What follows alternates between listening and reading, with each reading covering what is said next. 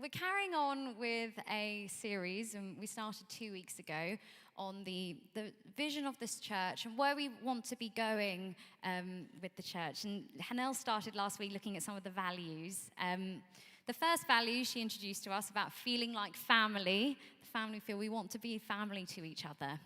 And it's sort of summed up in the words here. I don't know if it's up or not, but we believe church should be a diverse family where we can be fully known, unconditionally loved, and become who we're created to be. And Hanel talked last week about the first bit, fully known. What does it mean for God to fully know us?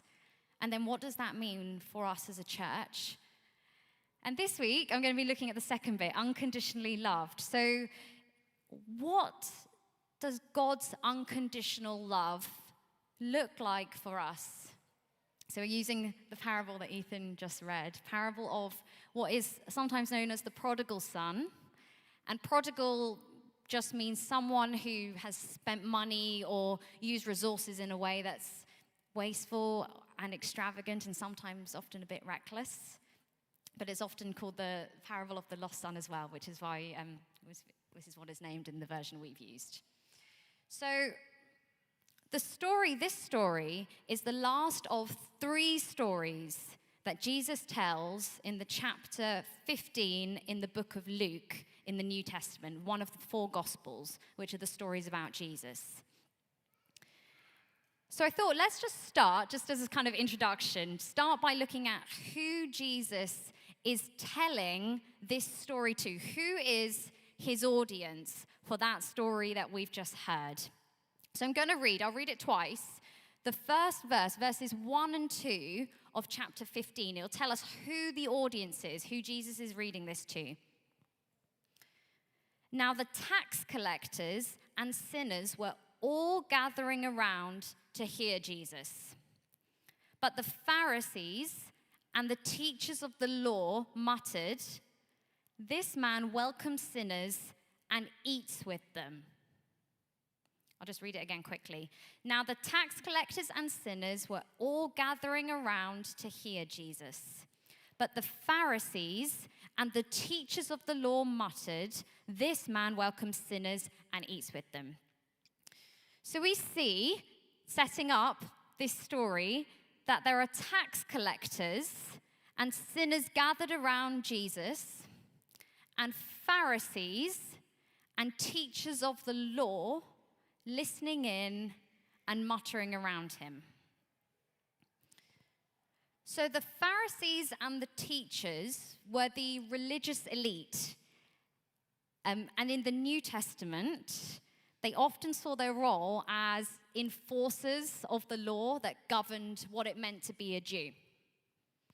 And Jesus was often very critical of their behavior as a group so obsessed with rule-making and rule-breaking, they often failed to understand the love, mercy, and compassion of God.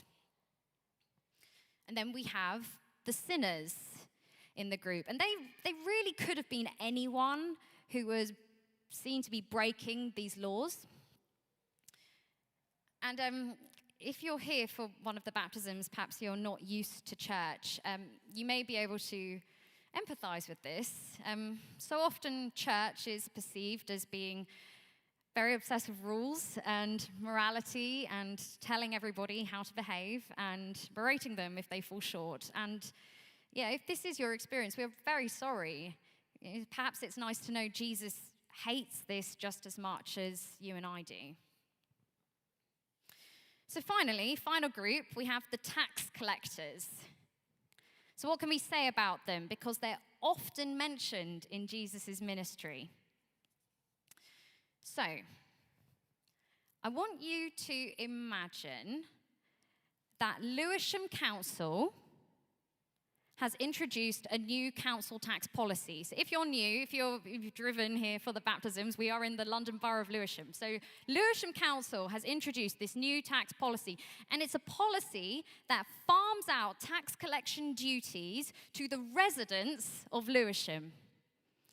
So any resident can buy the right to tax their own street from the council at any rate they choose, as long as they hand over an agreed amount back to the council. So I live in Catford, which is about a 10-minute drive away. Anyone else from Catford? No? What?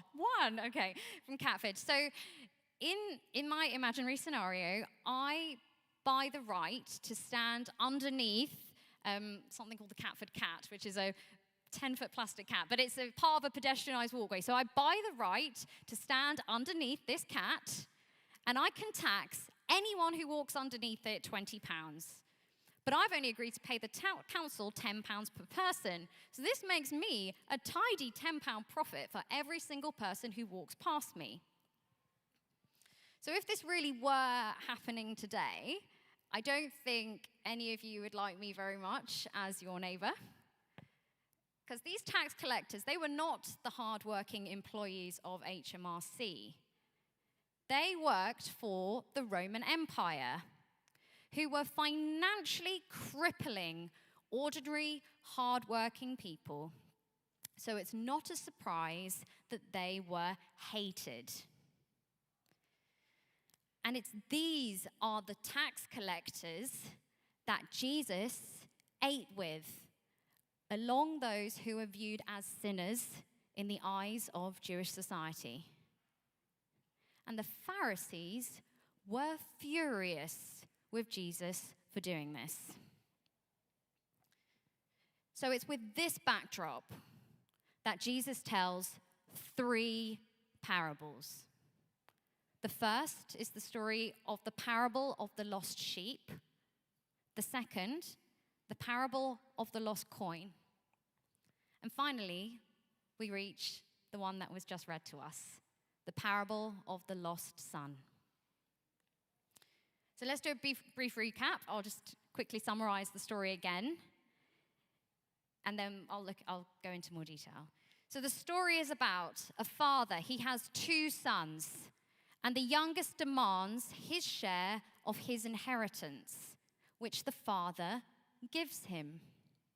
So the son takes his money, and he travels to a distant land where he squanders his new wealth.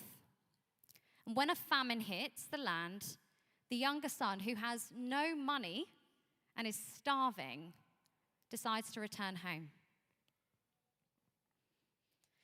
So the father in this story, he's a very wealthy landowner. And this was the family business, which the younger son doesn't want to be a part of anymore. No doubt, the younger son had probably grown up enjoying all that comes with family wealth and position. But now he wants to escape the responsibility and the lifestyle of being part of the family. We're also introduced to the elder brother by being told that he was out working in the fields. So clearly, he was someone who was taking some responsibility for the family estate. And surely this falls within the classic literary tropes of the adventurous wild sibling versus the responsible, if not a bit dull and dutiful child. But it's now we are starting to get a sense of who these characters really are. But as some have observed, the difference between these 2 sons seems also to show the contrast between the Pharisees and the tax collectors, the ones who are listening in to this story. The tax collectors, they were enterprising, callous, and enjoying the luxuries of their very ill-gotten gains. And on the other side, we have the Pharisees, who prided themselves on being good people, who kept the rules and got quite a thrill from telling everybody else when they'd broken all the rules and why they were bad people. So returning to the story, the younger son says, "Father, give me my share of the estate," which would have been the rights to 1/3 of the land. And as the scholar Kenneth Bailey said, any Middle Eastern listener would have been shocked to their core. The son was communicating his impatience for his father to die. And how painful for the father to hear this from one of his children.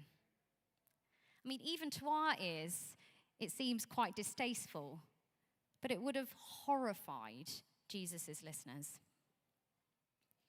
So the younger son, he turns his deed rights into cash and goes off to a new and exciting land where he squanders his money on a lavish lifestyle and he uses up all his inheritance. And we're then told that a famine hits, as now he has no money and he has no food. He considers eating the food given to the pigs. Now, this may not seem so bad to our ears, but this would have repulsed the Jewish audience, as pigs would have been considered unclean. So we're told that when the younger son comes to his senses, his focus turns back to the home and to the family he left behind. He knows he's in a dire situation, so he comes up with a plan and tries to return home where he knows there's plenty of food to spare. But this isn't a plan that would allow him to return home to the same status as the son of the wealthy landowner. Instead, he prepares a speech for his father, and it's saying this: I am no longer worthy to be called your son. Make me like one of your hired servants. Now, in this context, hired servant means something more like a skilled craftsman, not somebody who lives in the same household, but somebody who lives elsewhere and earns wage. In other words, he is saying he wants to pay his father back. He doesn't believe an apology will be enough. He also knows he isn't worthy of being restored to his old position.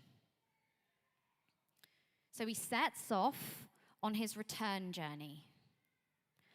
But long before he even reaches the family estate and delivers his well-planned speech, his father sees him in the distance. It says, filled with compassion for him, he ran to his son, threw his arms around him, and kissed him. Now, a Middle Eastern man at his age and position would never run, but the father does. And in doing so, he conducts himself in a way that would have been looked upon as shameful. To run would have meant lifting up the skirts of his robes and showing his legs, and culturally, this would have been seen as very undignified for a man in his position. So clearly, he does not have one eye looking on who's looking at him or thinking about the potential humiliation of the situation. But it would have been a shock to any onlooker watching this old man pour himself out in such a costly way to a son who chose to reject him. And then it says, he says to one of his servants, quick, bring the best robe and put it on him. Put a ring on his finger and sandals on his feet. Bring the fattened calf and kill it. Let's have a feast and celebrate. For this son of mine was dead and is alive again. He was lost and is found. So the father doesn't just order his servants to clothe him, help clean him up. The prodigal son is given the best robe, which would have been the father's own robe. He's also most likely given the family signet ring, which means he is instantly trusted. And the guests at the banquet would have known this. There's no mention of paying the father back or any negotiations. Instead, he's been fully restored to sonship, and he's been reinstated back into the family. So the story goes on. The older son who's working in the field. He hears a party going on, and he finds out that his brother has come home. But instead of being pleased about this, the older brother explodes with rage. He is so angry, he refuses to go into the party and says to his father, "But when this son of yours, who has squandered your property with prostitutes, comes home, you kill the fattened calf for him." I think you can hear the accusation in the way he says, "your son," rather than "my brother." And at one level, the older brother's reaction is understandable. But for the second time, the father is hurt. Nonetheless, the father leaves his own party to meet his oldest outside and implores him, saying, "My son, you are always with me, and everything I have is yours." But we had to celebrate and be glad because this brother of yours was dead and is alive again. He was lost and is found. So in this parable, the father doesn't reject the older son for his response either, but he gently reassures him with the words, "You're always with me," not just physically, but in the father's heart also. And if this older brother in some way reflects the Pharisees, who I mentioned at the beginning, we know what Jesus felt about them, despite speaking angrily to them from time to time.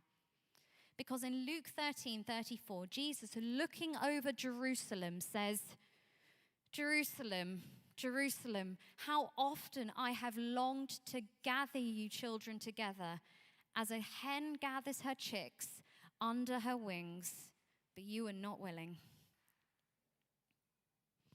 As for the youngest son, the turning point in his story is when he comes to his senses. He literally turns to face home. Because up until this point in the story, the father had been dead to the son. But now, he hoped for some measure of reconciliation.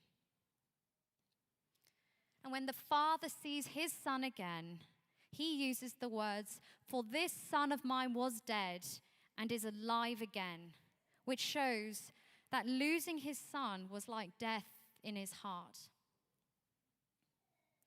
So why is this really important to us? Well, C.S. Lewis, is quite famous. He wrote the Lion, Witch, and Wardrobe stories, but was a great theologian in his own right. He said that we are mere creatures, and as such, not of much worth. And we know this deep down. We know we have short lives, which will make a small impact in worldly terms.